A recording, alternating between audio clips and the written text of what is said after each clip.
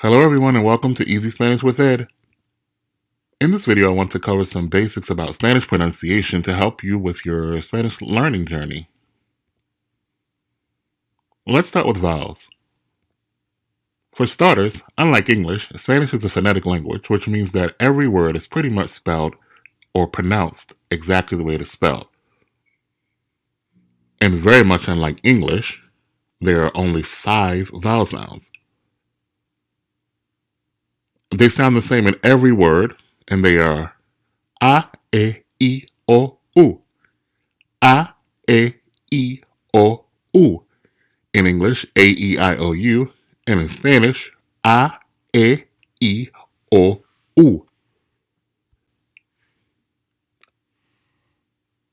Let's take a look at the Spanish letter for the letter A in English, but A in Spanish. Mano, which is the word for hand. Baño, the word for bathroom. Azul, which is the word for the color blue. You will have also noticed that the letter Z has an S sound in Spanish. Azul.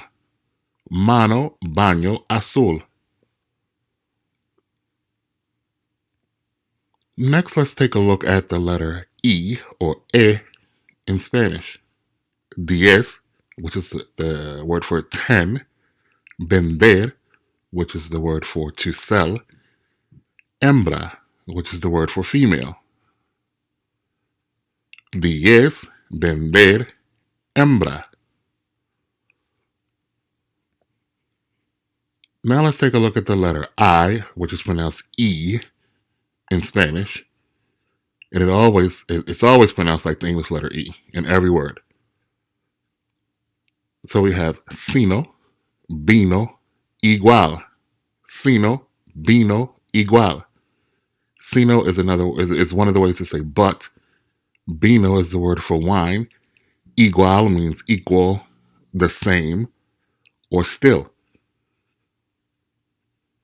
Something else you will have noticed is that I said vino and not vino. And that's because in Spanish, the letters B and V have the same sound like the English letter B. Vino.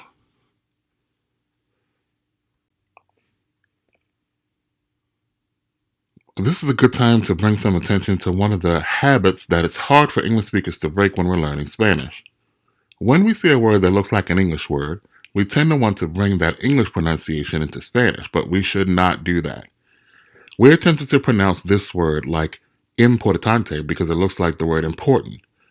But remember, in Spanish, the letter I or E is always pronounced like the English E, so it's importante, not importante. And that's a very small and subtle difference, but trust me, it will help you get closer to sounding more like a native Spanish speaker. Next we have the letter O, ocho, which is the number 8, ocurrir, which means to occur or to happen, obligación, which is obligation. And again, notice that we must not be tempted to say obligación, like the word obligation in English. We must use the uniform O and E sounds and say obligación, obligación.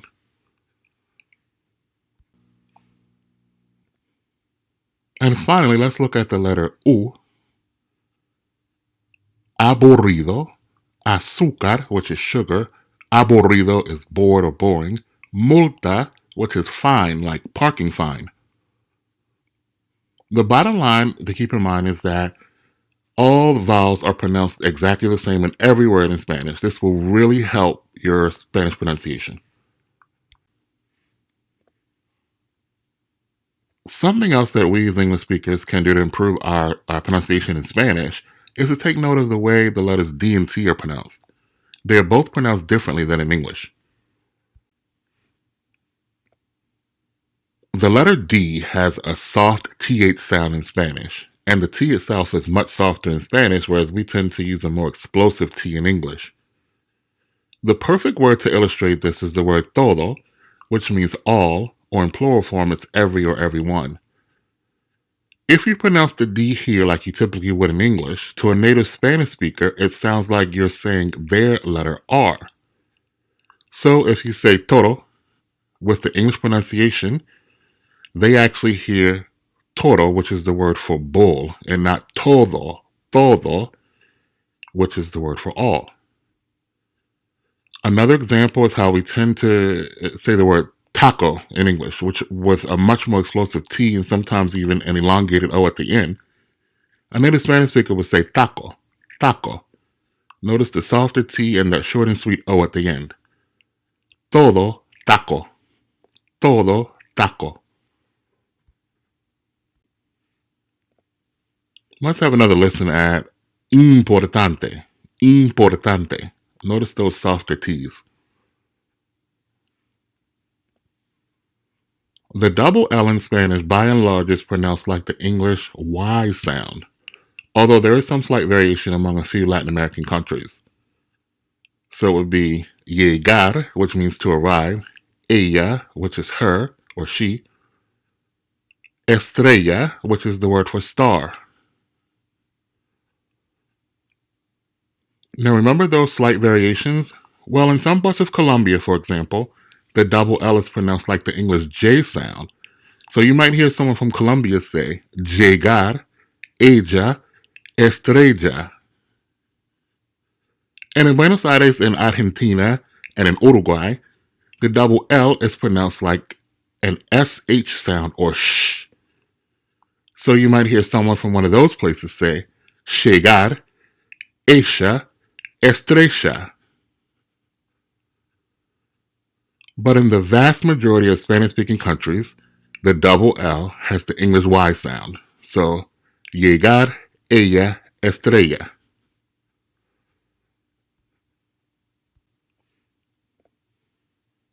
The rules for how the Y is pronounced in a given country or region is going to track right along with the way the double L is pronounced in that same place. So if you're in a place where the double L has an English Y sound, then the Y will carry that same sound. Thus you would have yo, which is the pronoun for I, apoyar, which means to support, or yendo, which means going. If the double L in that place has the J sound, then so will the Y, and you'd have yo, apoyar, yendo. And as you might have guessed, the same thing with the double L for the SH. The Y would have that same sound, so in Buenos Aires, Argentina, you'd hear yo, apoyar, yendo.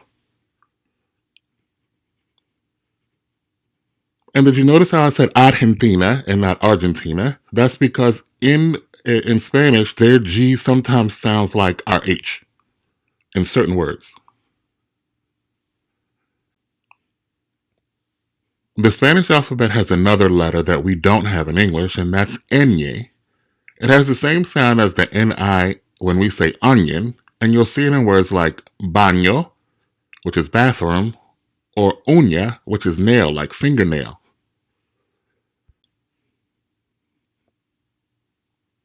Their J has our H sound. That's why you see Spanish speakers write ha ha ha, but using letter J online. And then you would have a word like junto, junto, which means together.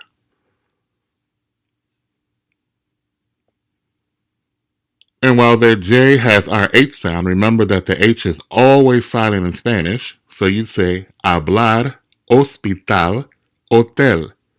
Hablar, hospital, hotel. And then there's the dreaded double R, which definitely doesn't come natural for us as English speakers. So it's something that comes with time and practice. Perro, ocurrido, aburrido. Perro, ocurrido, aburrido. And lastly, we have the single R, which has a slight roll or trill when it's at the beginning of a word, like rato, which means a little while, or it has the English D sound if it's in the middle of the word, like pero, which means but. But notice the difference between pero and perro. Pero, perro.